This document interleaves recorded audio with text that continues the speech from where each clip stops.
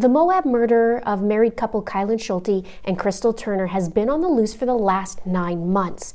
Kylen's dad, Jean-Paul Schulte, he has been pleading to the public for their help. He even set up a clue booth in hopes that he can catch the killer. And just recently, he brought in Dog the Bounty Hunter. And now there's been an announcement of a suspect, but could he really be the one responsible? I have some questions. Let's get into it.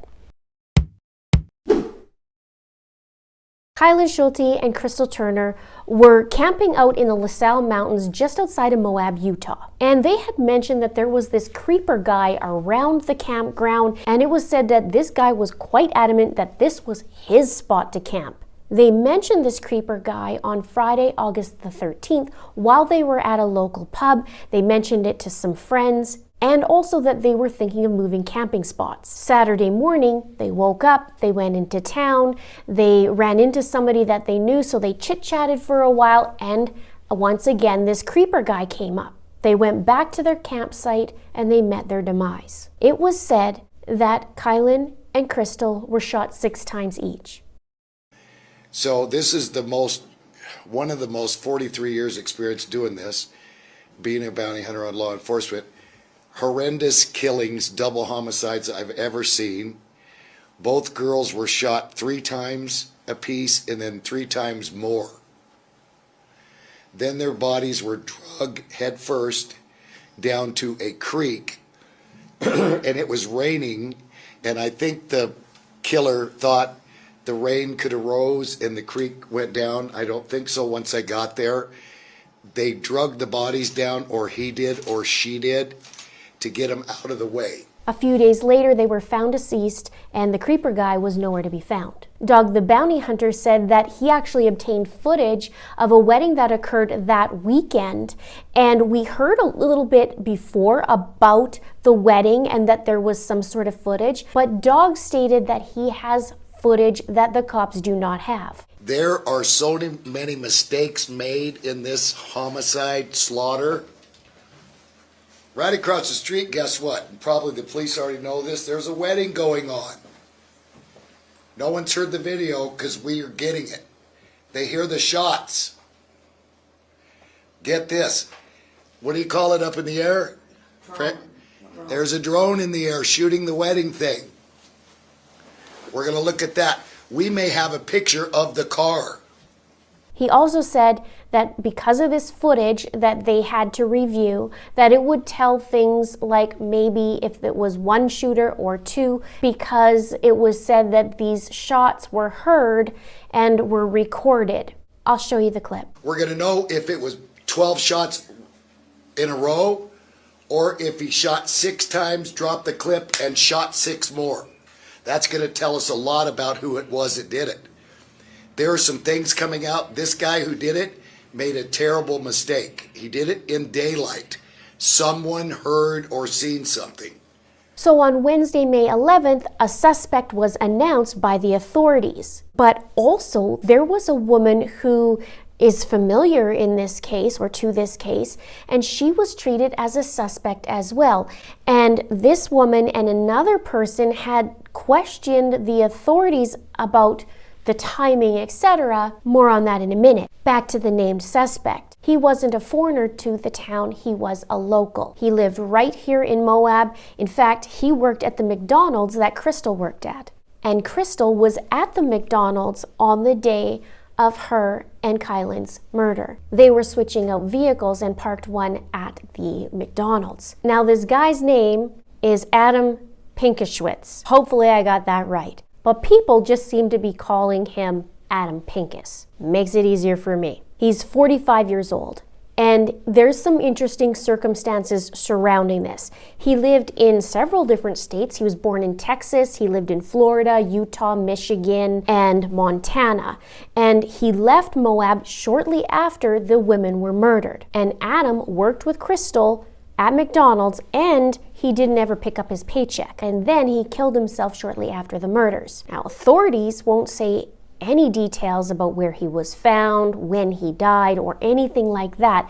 And it's interesting because I do a little bit of genealogy, and when I was looking, I couldn't find an obituary or Find a Grave, which is a site that they have. There was nothing of the sort, which I found interesting. Now, allegedly, this Adam guy confessed to another person and said that he killed 2 women in Utah. The authorities are saying that there's specific information that only the authorities knew about. Workers at McDonald's had said that it could be Adam, and they said he had a chip on his shoulder. He believed because the boss at McDonald's was in a same-sex relationship that that person gave preferential treatment to Crystal, and he was quite salty about it. He also was described as homeless and had been in a fight before with another same-sex couple. He was described as bad news. Now, what doesn't make sense to me, and I'm sure the same goes for you, is if Adam was a co-worker, which he was,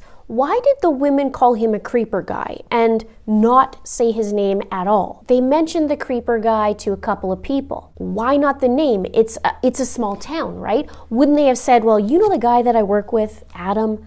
Well, yeah, he's been acting super creepy. Or there's this guy I work with and he isn't leaving us alone. Or perhaps would she not have said that because she just didn't want to get into the details of this guy's name? But it was something else they said.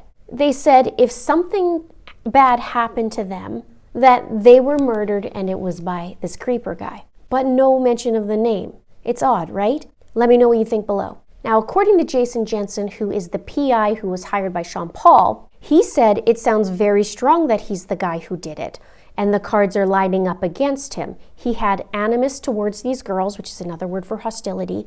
He was familiar with his victims.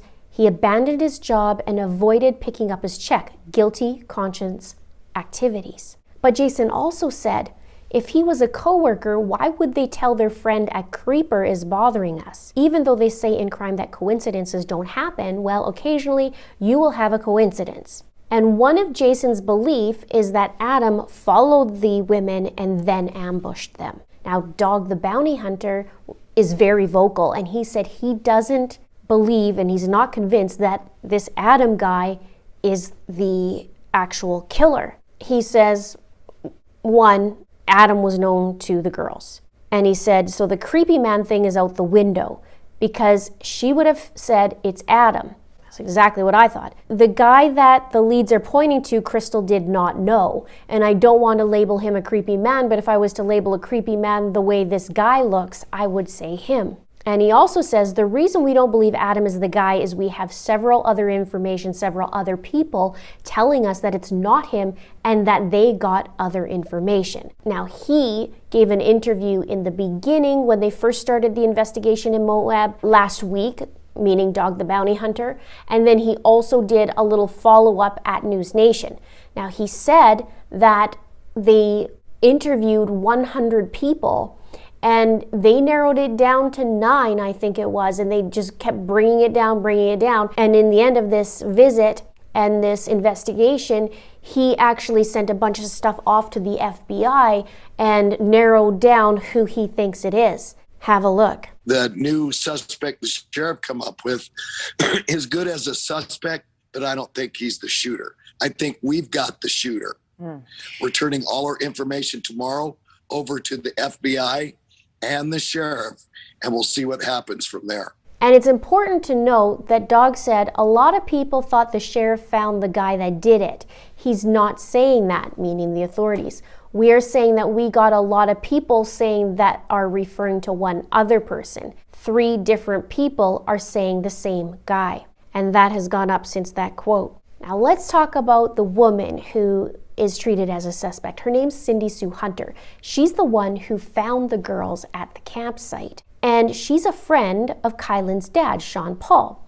Now, what's interesting was that she was served a warrant and was told that she's a suspect. She said, they served me with a warrant. I said, I don't understand. Why do you need to take my phone? And they said, because you're a suspect in the murder. Now, interesting how she's a suspect, and I just think back, and a little spicy about this, but I think back to Justin Evans' case and how their roommates were right there. They took pictures of a bunch of the shed, which is a murder scene, and they distributed it everywhere. And To me, they got preferential treatment, no phones taken away, no nothing taken away, super suspicious circumstances, etc., etc. Anyways, if you want to see that, you could check that out below. She also said that the authorities told her she kept changing her stories.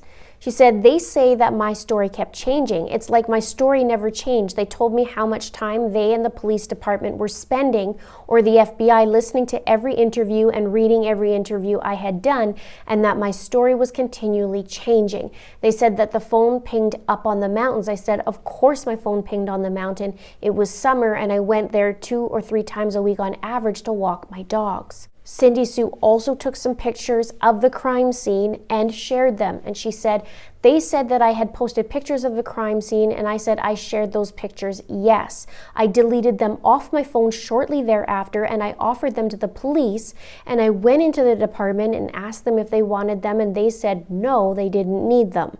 Interesting. Let me know your thoughts. And she's questioning the timing of the announcement of Adam being the suspect. She's also questioning the timing of the announcement around the time that Dog's coming into town. She says it's incredibly convenient that Dog the Bounty Hunter shows up and is going to get down and dirty with Moab and their entire investigation, and they miraculously come up with a killer. The other person who's questioning the authorities said there's still a lot of questions that we have for the sheriff's department. When did they find out about the confession? When did they find out about the suicide? When did they get possession of the car? There's a car, a 2007 Yaris, that they want to know more information about. More on that in a minute. Now, this person also said that this was a horrible hate crime, and said that when it came to Adam, he was very vocal about his homophobic opinions. So Dog was in town all last week. Sean Paul had reached out to him for months, and he agreed to come. Sean Paul says, thank you for answering my prayers. And Dog and his team went to the murder site at the campground, and he believes that someone who is local did this to these women. And the person knows at least one of the women. He says the murderer had to know them. When you shoot someone 6 times a piece, this is worse than any hate crime. Usually the only thing that drives someone to kill like that is love. He says, I read more of the report and how they were shot 3 times, 3 times, 3 times, and I thought, you punk, wait till I get a hold of you. Now, in the News Nation interview, he says he believes he has the shooter. And the cops initially interviewed this guy, but then let him go, which makes me think about the guy in the car. If you haven't seen that video, click below. I have timelines on Crystal and Kylen. But there was a 27-year-old guy, and he got pulled over by the cops just shortly after. It was August 17th. It was 3 days after they were killed. And the police said it was a very odd encounter. Documents state he was so unnerving that the veteran law enforcement officer decided not to write the speeding ticket as he did not want to take his eyes off him. The officer also noted that he acted oddly for being pulled over for speeding, almost a combination of euphoria and that he had been caught doing something wrong. Now, this guy just got hired on to the Moonflower, which is the place where Kylen Schulte worked. But it was not until the 16th, so the day before he got pulled over, was when he got hired. But there was also an encounter where he gave a rose to one of the girls at work. It might have been Kylen. No, he gave a red rose to the cashier at this market. And when he was interviewed, this is very interesting as well. Law enforcement said that his demeanor was similar to people that I've had interactions with who had untreated mental health issues. He would often make vague references when asking direct questions, stare vacantly at the person talking to him, and answer in non-committal ways.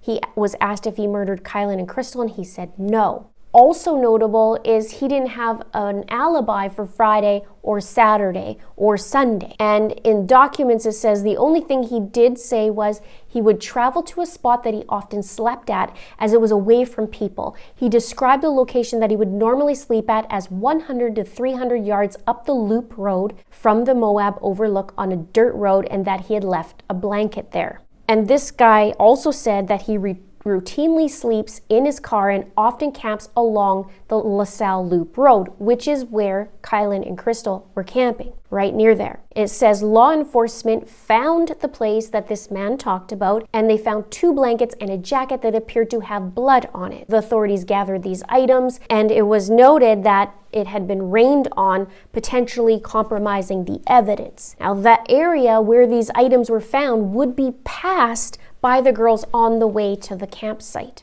And women who knew this guy told police that he makes unwanted advances towards women and made them feel uneasy. And he did tell authorities that he saw Crystal and Kylen at McDonald's when he went in for fries. And Crystal worked there, and they also would park their van there, Crystal and Kylen, and they would sleep in the parking lot. He was ruled out. This guy has always bothered me because they also wanted to, from my memory, they wanted to test his car and he refused. I gotta double check on that one. What do you think about that guy? Maybe it's the one that Dog's talking about. Anyone tips for Dog the Bounty Hunter can call or text 833-TELL-DOG, which is 835-5364. I'll have that in the description box below. As for the authorities, they said the case is not closed. They said anyone with information regarding Adam or his vehicle, which is the 2007 black Yaris in the picture,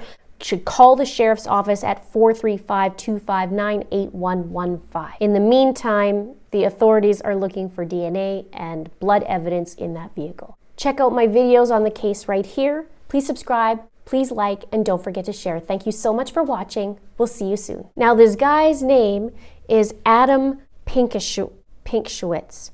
Now, this guy's name is Adam Pinkschwitz. And now recently there's been an announcement